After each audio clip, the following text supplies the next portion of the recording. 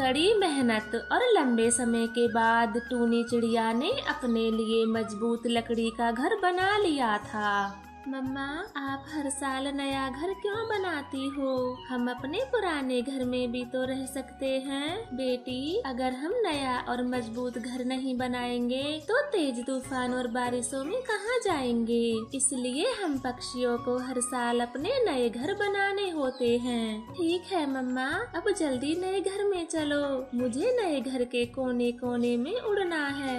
बेटी, आप नए घर में खूब मस्ती करो, परंतु मुझे थोड़ी सी लकड़ियाँ और लेकर आनी है, इसलिए मैं जंगल जा रही हूँ। ऐसे कहकर मम्मा चिड़िया लकड़ी लेने चली जाती है। वो लकड़ी ढूंढ ही रही थी कि तभी उसकी नजर एक सुंदर सी तितली पर जाती है, जो कि शिकारी के जाल में फंसी हुई थी। मुझे इसकी मदद करनी चाहिए। फिर टूनी चिड़िया अपनी चोंच से जाल को काट देती है और तितली को बाहर निकाल देती है। चिड़िया भी लकड़ी लेकर अपने घर आ जाती है। कालू, इस बार तो मैं खुद ही नया घर बनाऊंगी। क्या कहा गोरी? इस बार घर तुम बनाओगी? कुछ पता भी है कि घर कैसे बनता है? हाँ, इस साल मैं ही नया घर बनाऊंगी और देख लेना, आपसे तो अच्छा ही बनेगा मेरा घर। कम से कम मेरा बनाया हुआ घर कुछ बारिशों को तो झेल ही जाता है, लेकिन तुमने घर बनाया तो पहली बारिश में ही हमें भीगना पड़ेगा। ये कहकर कालू कौवा जोर जोर से हंसने लगता है, परंतु गोरी कौवी को तो बहुत गुस्सा आ रहा था। बस कालू, इतना हंसने की जरूरत नहीं है। मैं लकड़ी लेने जंगल जा रही हूँ और तुम भोजन की खोज को जाओ। ठीक है गोरी, मैं जाता हूँ, पर तुम शाम होने से पहले पहले अपने जंगल लौट आना।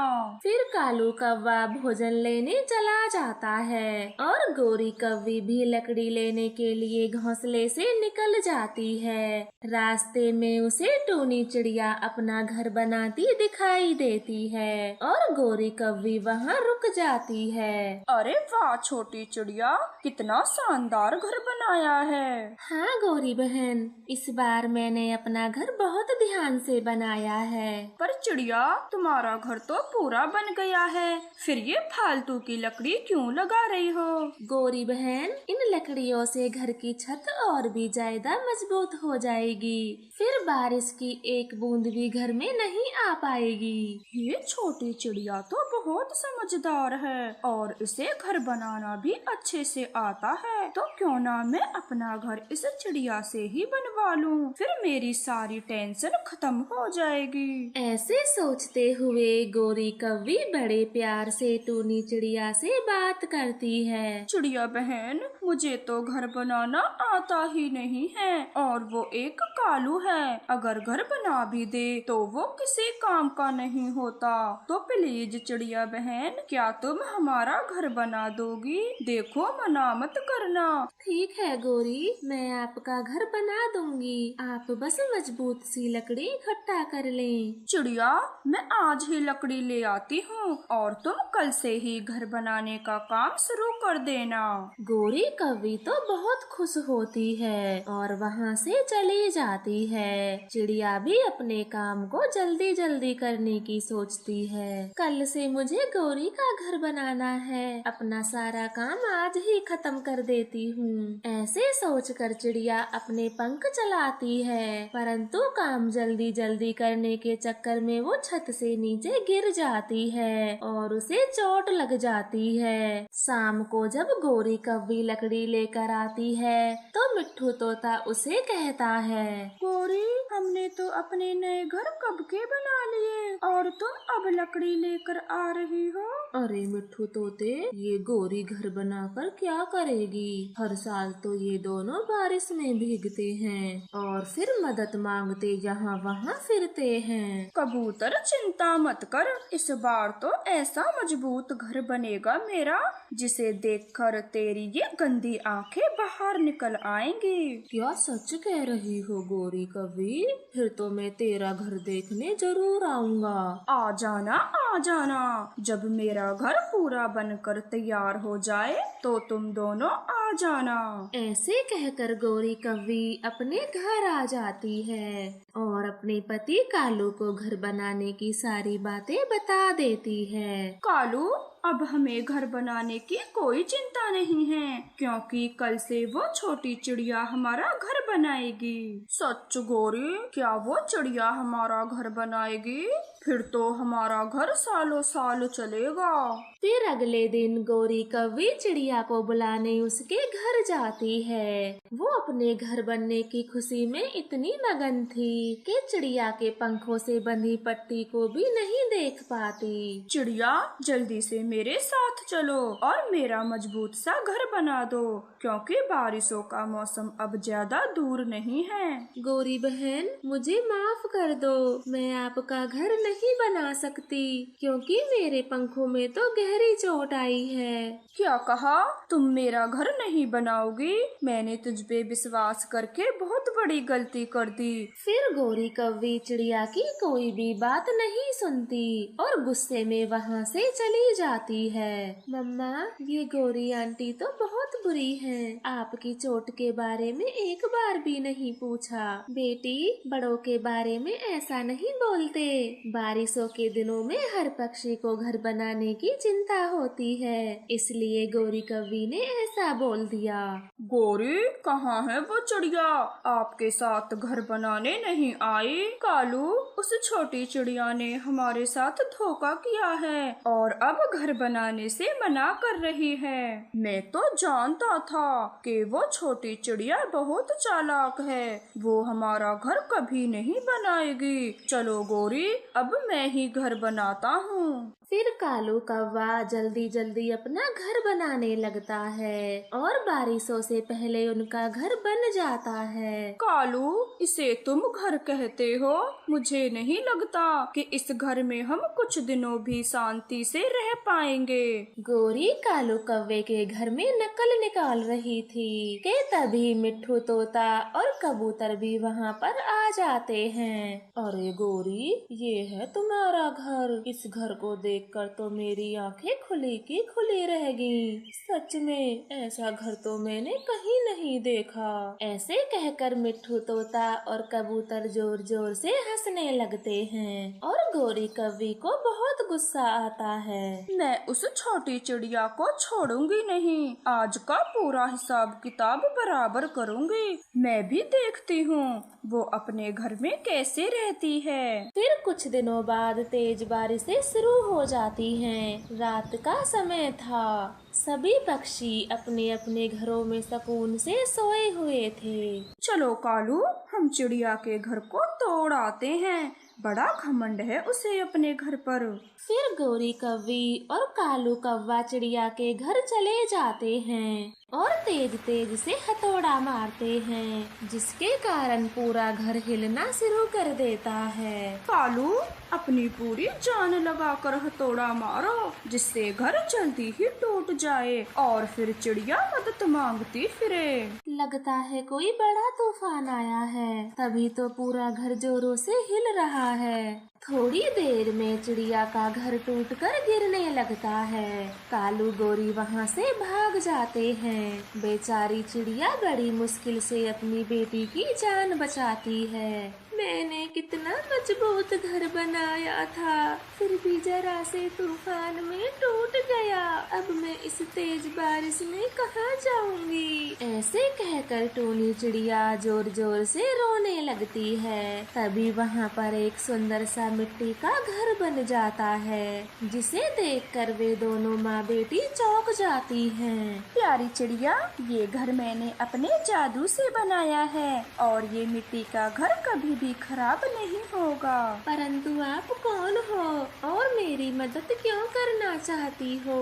दयालु चिड़िया, याद करो, आपने एक बार मेरी जान बचाई थी, परंतु उस समय मैं घायल थी, जिसके कारण मैं अपने परी रूप में ना आ सकी। परी की ये बात सुनकर चिड़िया को सब याद आ जाता है कि उसने जाल में फंसी तितली को बचाया था। परी जी, आपका बहुत बहुत धन्यवाद, जो आपने मुश्किल वक्त में हमारा साथ दिया। फिर सुंदर परी वहाँ से गायब हो जाती है और चिड़िया भी अपने मिट्टी के घर में चली जाती है। गोरी, चिड़िया ने मिट्टी का घर बनाया है और उसके घर को इस तेज बारिश में भी कुछ नहीं हो रहा। आप क्या पागल हो गए हो जो बेकार की बातें कर रहे हो? भला मिट्टी का घर भी कोई बनाता है? गोरी, तुम मेरे साथ चलो और अपनी आँखों से खुद ही देख लो चिड़िया का मिट्टी घर। फिर वो दोनों पति पत्नी चिड़िया के मिट्टी के घर को देखने चले जाते हैं। गोरी कव्वी तो हैरान हो जाती है। कालू, ने जाने किस मिट्टी से बनाया है चिड़िया ने अपना घर, जो पानी से भी जरा भी खराब नहीं हो रहा। पर कोई बात नहीं, अब मैं पूरे घर को अपनी चोंच से खराब कर देती हूँ। ऐसे कहकर गोरी मिट्टी के घर को चोंच मारने ही वाली थी कि तभी गोरी कव्वी मिट्टी की बन जाती है और वहाँ पर जादुई परी आ जाती है। दुष्ट कव्वी, तुम चिड़िया के घर को तोड़ने चली थी, अब यही तुम्हारी सजा है। परी जी, माफ कर दें, कृपया हमें माफ कर दें। दोबारा से हम ऐसा कभी नहीं करेंगे। कृपया मेरी पत्नी गोरी को ठीक कर दें। फिर कालू कौवा जादुई परी से खूब माफी मांगता है और परी को उस पर दया आ जाती है। वो गोरी कौवे को पहले जैसा बना देती है और वहाँ से गायब हो जाती है और चिड़िया भी खुशी खुशी से अपने मिट्टी के घर में रहती है। जंगल में टोनी चिड़िया की एक छोटी सी गोलगप्पों की दुकान थी। उसके गोलगप्पे बहुत स्वादिष्ट और तीखे होते थे, इसलिए वहाँ से गुजरने वाला हर पक्षी चिड़िया के गोलगप्पे जरूर खाता। चिड़िया बहन, जल्दी एक प्लेट तीखे से गोलगप्पों की लगा दो, मैं अपनी दुकान खुली छोड़कर आया हूँ। मिट्ठू तोते, मैं अभी आपके लिए एक प्लेट गोलगप्पे तैयार करती हूँ। फिर चिड़िया तोते को एक प्लेट गोलगप्पे दे देती है। मिट्ठू तोता जल्दी जल्दी सारे गोलगप्पे खत्म कर देता है और चिड़िया को 50 रुपये देकर वहाँ से चला जाता है। चलो कालू जी, चिड़िया के ठेले पर जाते हैं और तीखे तीखे गोलगप्पे खाते हैं। हाँ हाँ गोरी, चलो, बड़े दिन हो गए हैं हमें गोलगप्पे खाए। हम 2 प्लेट अलग अलग खाएंगे, एक आप खाना और दूसरी मैं। जल्दी चले कालू जी, मुझसे अब और इंतजार नहीं होता गोलगप्पे खाने का। ऐसे बातें कर कालू और गोरी गोलगप्पे खाने चले जाते हैं। चिड़िया, जल्दी से 2 प्लेट गोलगप्पों की लगा दो। फिर चिड़िया उन दोनों को 2 प्लेट गोलगप्पे दे देती है और कालू गोरी बड़े मजे से गोलगप्पे खाते हैं। तभी वहाँ पर एक बहुत अमीर पक्षी आता है। वो भी चिड़िया से एक प्लेट गोलगप्पे लगवाता है। मेरे गोलगप्पों में हरी चटनी थोड़ी ज्यादा डालना और लाल कम। ये कहकर वो अमीर पक्षी कालू और गोरी के पास ही बैठ जाता है और चिड़िया उसे एक प्लेट गोलगप्पे दे देती है। गोलगप्पे खाकर वो पक्षी बहुत खुश होता है और खुश होकर वो पक्षी चिड़िया को 100 रुपए देता है। ये लो चिड़िया, 100 रुपये, मुझे आपके गोलगप्पे बहुत अच्छे लगे। मैं जब भी यहाँ से जाऊँगा तो आपके गोलगप्पे जरूर खाया करूँगा। नहीं नहीं साहिब, मेरे बस 50 रुपए बनते हैं, तो मैं ज्यादा पैसे कैसे ले सकती हूँ? अरे, ये रुपये मैं अपनी मर्जी से दे रहा हूँ, फिर इन्हें लेने में क्या हर्ज है? अब चुपचाप से रुपये रख लो। चिड़िया के लाख मना करने के बाद भी वो पक्षी रुपये देकर वहाँ से चला जाता है, मगर वह अपना बैग कालू और गोरी के पास ही रखा भूल जाता है। गोरी जी, वो अमीर पक्षी तो अपना बैग यहीं भूल गया। चलो, हम इसे चिड़िया को दे देते हैं, वो उसे वापस कर ही देगी। कालू जी, अमीर पक्षियों के पास रुपयों की कोई कमी नहीं होती। क्या पता इस बैग में रुपयों की गड्डियाँ हुई तो? चलो चुपचाप यहाँ से बैग लेकर खिसक लेते हैं। आप एकदम ठीक कह रही हो। जब चिड़िया गोलगप्पे की प्लेट धोएगी तो हम यहाँ से चुपचाप चले जाएंगे।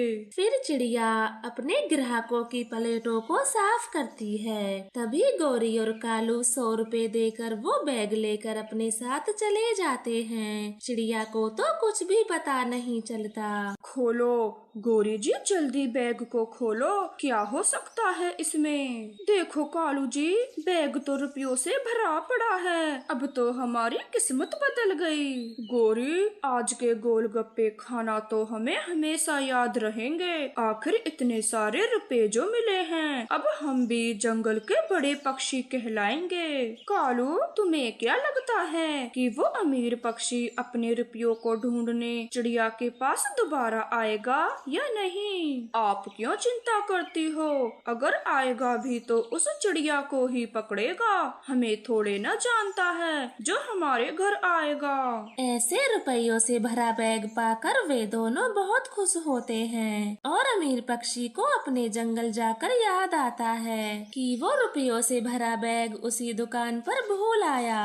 अरे, मेरा बैग कहाँ है? लगता है उस गोलगप्पे के ठेले पर भूल आया। मुझे जल्दी से जाना होगा। वो अमीर पक्षी बहुत तेज उड़ता है और चिड़िया की दुकान पर आ जाता है। चिड़िया, मैं अपना बैग यहीं पर भूल गया। तुमने उसे जरूर उठाया होगा। लाओ, अब जल्दी से मेरा बैग मुझे वापस करो। नहीं नहीं साहिब, मैंने तो आपका कोई बैग नहीं देखा।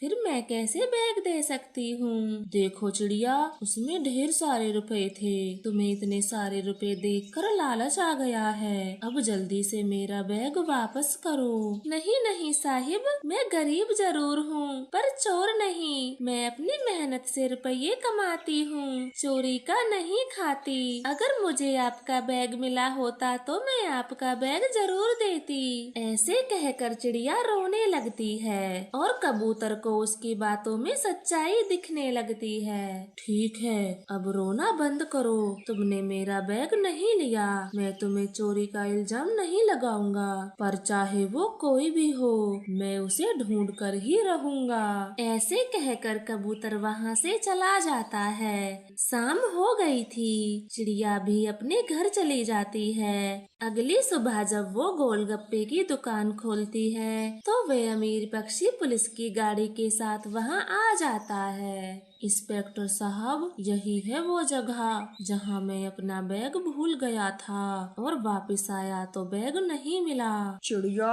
सीधे सीधे से वो बैग लौटा दो, क्योंकि हम जानते हैं वो बैग आपने ही लिया होगा। पुलिस भैया, मैं सच कहती हूँ, मैंने बैग नहीं लिया। मेरा विश्वास करें और चाहे तो मेरे घर की तलाशी ले लें। इंस्पेक्टर साहब, मुझे लगता है मेरा बैग कोई और पक्षी ले गया है। ये चिड़िया मुझे ईमानदार पक्षी लगती है। अगर यहाँ पर कोई सीसीटीवी कैमरा भी लगा हुआ होता तो हमें झट से पता चल जाता कि आपका बैग कौन लेकर गया है। पुलिस भैया, सामने मिट्ठू तोते की पंचर की दुकान है और उसने सीसीटीवी कैमरा लगा रखा है। आप चाहे तो वहाँ जाकर पता कर लें। ये तो बहुत अच्छी बात है। अब तो पता चल ही जाएगा कि बैग कौन लेकर गया है। अब जल्दी चलो। फिर वो सभी मिट्ठू तोते की टायर पंचर की दुकान पर चले जाते हैं और पुलिस मिट्ठू तोते को सारी बातें बताती है। हाँ पुलिस जी, मेरे कैमरे में चिड़िया की दुकान पर आते जाते सारे पक्षी दिखाई देते हैं। मैं अभी आपको कल वाली सीसीटीवी फुटेज दिखाता हूँ। फिर मिट्ठू तोता सबको कमरे के अंदर ले जाता है और सीसीटीवी की फुटेज दिखाता है और कैमरे में साफ साफ दिखाई देता है कि वो बैग कालू और गौरी लेकर गए हैं। हाँ, मुझे याद आया, जब मैं गोलगप्पे खाने बैठा था तो मेरे पास यही दोनों गोलगप्पे खा रहे थे। चिड़िया, क्या आप इन दोनों को पहचानती हो? हाँ पुलिस जी, ये हमारे पड़ोसी कालू और गौरी हैं और अक्सर मेरी दुकान पर आते जाते रहते हैं। जल्दी चलो चिड़िया, जल्दी हमें उनके घर ले चलो, कहीं वो दोनों रुपए लेकर फरार ना हो जाएं। फिर टोनी चिड़िया उन सबको कालू और गौरी के घर ले जाती है और पुलिस उनका दरवाजा खटखटाती है। पुलिस को देखते ही कालू कौवा तो घबरा जाता है। अरे चिड़िया बहन, आप पुलिस के साथ यहाँ क्या कर रही हो? और ये आपके साथ अनजान पक्षी कौन है? हम तुम्हें सब समझा देंगे, पहले हमें घर के अंदर तो जाने दो। फिर वो कालू को धक्का मारते हुए घर के अंदर चले जाते हैं। पुलिस को देखकर तो गौरी कौवी की बोलती बंद हो जाती है। मेरा बैग कहाँ है जो तुम दोनों ने चिड़िया की दुकान से चुराया है? बैग? कौन सा बैग? हमने कोई बैग नहीं चुराया, शायद आप गलत पते पर पहुंच गए हो। ज्यादा झूठ बोला तो 2 झापड़ लगाऊंगा कान पे। अब सीधे सीधे से रुपयों का बैग हमें दो। कालू गौरी पुलिस की बात को नहीं सुनते और भोले बनने का नाटक करते हैं। तभी एक पुलिस वाला कालू कौवे के गाल पर थप्पड़ मार देता है। याद आ गया, मुझे सब याद है। वो बैग हम ही लेकर आए हैं। गौरी, वो बैग निकाल कर इन्हें दे दो। ना पुलिस जी, मेरे कालू को अब मत मारना, मैं वो बैग अभी देती हूँ। फिर गौरी कौवी वो बैग उनको लाकर दे देती है। अमीर पक्षी अपना बैग पाकर बहुत खुश होता है और चिड़िया को बैग से कुछ रुपए निकाल कर दे देता है। आप सच्ची और ईमानदार पक्षी हो, आज आपकी मदद के कारण मेरा बैग मुझे मिल गया। ये लो, ये आपकी ईमानदारी का इनाम है। अरे साहिब जी, पैसे देने की क्या जरूरत है? सब कुछ मिट्ठू तोते के कैमरे की वजह से हुआ है। कुछ सीखो इस ईमानदार चिड़िया से। चोर पक्षियों, तुम्हें तो शर्म आनी चाहिए, जो बैग को वापस करने के बजाय अपने साथ लेकर आ गए। अब चलो जेल में। पुलिस जी, हमें माफ कर दें, आज के बाद हम ऐसा दोबारा कभी नहीं करेंगे। जब भी कोई चीज मिलेगी तो उसे वापस करेंगे। पुलिस जी, मेरे कालू को जेल मत लेकर जाओ, लालच तो मैंने किया था, वरना कालू ने तो बैग वापस करने को कहा था। हाँ पुलिस जी, आप इन दोनों को छोड़ दो। थोड़ी गलती मेरी भी है, जो अपना इतना कीमती बैग यूं ही भूल कर चला गया। आज इनके कहने से तो तुम दोनों को छोड़ दिया है, तो आगे से ऐसी गलती कभी मत करना। फिर कालू और गौरी को छोड़कर वो सभी वहाँ से चले जाते हैं। तो प्यारे दोस्तों, हमें इस कहानी से ये सीख मिलती है कि हमें कभी भी लालच और चोरी नहीं करनी चाहिए।